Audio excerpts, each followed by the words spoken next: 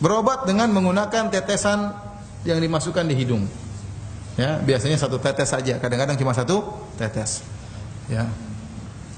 Kalau seandainya 10 tetes ini batal jelas. Ya, karena Rasulullah SAW mengatakan dalam hadisnya, dalam hadis Laqit bin Sabrah, kata Rasulullah SAW, wa balik fil istinsyaq illa an takuna sha'iman. Kata Nabi, hendaknya kau tatkala berwudu bersungguh-sungguhlah untuk menghirup air istinsyaq. Kecuali kau sedang puasa. Kalau kau sedang puasa jangan bersungguh-sungguh, khawatir bablas masuk. Nah, ini menunjukkan kalau seorang menghirup air kemudian dia telan maka puasanya batal. Karena kita tahu hidung dan mulut adalah dua saluran yang menyampaikan ke dalam apa? Lambung.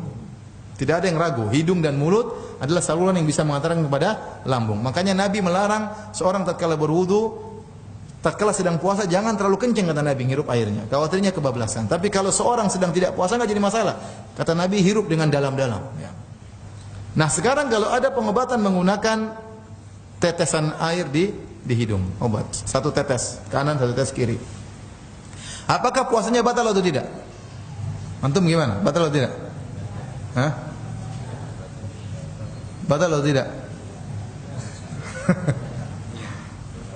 Ulama saja khilaf apalagi antum. Sebagian ulama mengatakan tidak batal. Kenapa? Kalau cuma satu tetes, dia tidak akan sampai ke lambung. Kenapa? Dia sudah terserap oleh selaput-selaput yang ada di sekitar apa? Hidung.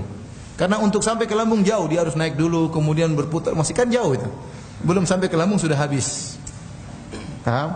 Yang jadi saya ingatkan tadi, yang menjadikan batal itu kalau sampai ke lambung. Karena kita sepakat yang masuk dalam rongga mulut, rongga hidung, selama bisa dikeluarkan atau tidak sampai ke lambung tidak membatalkan puasa. Karena kita berkumur-kumur, kita masukkan air dalam rongga mulut, ternyata dimaafkan.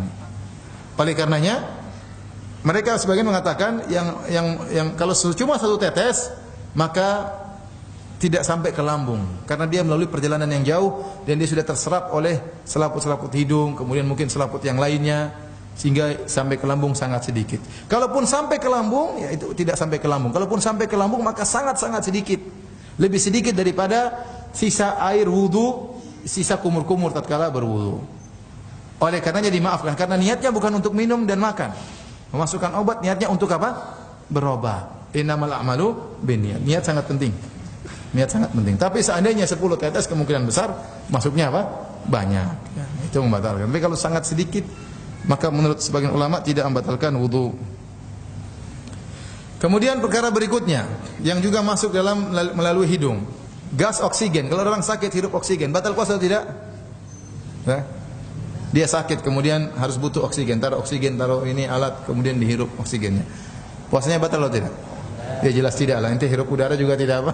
Tidak batal apalagi apa? Apalagi oksigen murni. Ya. Ini udara campur-campur asap kendaraan saja tidak batal apalagi oksigen apa? Murni. Demikian juga masalah kalau tadi inhaler, kalau yang cuma hidung aja apa namanya? Yang dihirup buat pilek itu namanya? Fix inhaler ya. Bedanya tadi apa namanya sama-sama inhaler. Yang tadi yang dimasukkan ke mulut namanya apa itu? Hah? Coba nama ilmiahnya apa? Ventolin. Ventolin ya. Ventolin, kalau yang ini namanya inhaler. Namanya Ventolin, namanya inhaler. Ya, kalau Ventolin saja tidak membatalkan puasa apalagi cuma inhaler.